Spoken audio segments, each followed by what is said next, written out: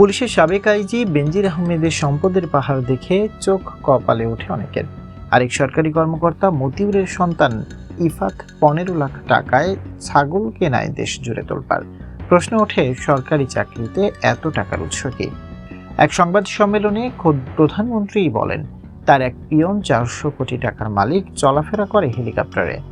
এরই মধ্যে কোটা আন্দোলনের নতুন ইস্যু ঘুরে অপরাধী পার পেয়ে যাওয়ার ঘটনাও নতুন কিছু নয়। দুদকের আইনজীবীর কাছে প্রশ্ন, বেনজির মতিউরের অবৈধ সম্পদ অর্জনের তদন্তে আর কি পাওয়া গেল?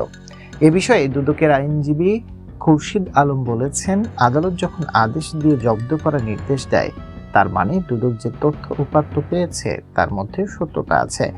বেনজির মতিউর ছাড়াও আরো অনেকের রয়েছে, কোনোটাই হারিয়ে যাওয়ার কিংবা ধামাচাপা দেওয়ার সুযোগ নেই।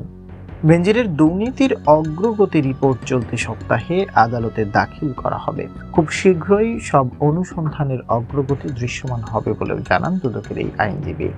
তিনি আরো বলেন, বেনজিরের সম্পদের অনুসন্ধানের বিষয়ে হাইকোর্ট যে নির্দেশনা দিয়েছে, সে অগ্রগতি প্রতিবেদন দাখিলের জন্য দুর্নীতি দমন কমিশন ইতিমধ্যে একটি রিপোর্ট পাঠিয়েছে।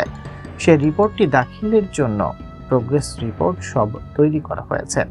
দ্রুতই তদন্ত কার্যক্রম আবারও দৃশ্যমান হতে শুরু করবে বলে জানান দুদকের এই আইনজীবী।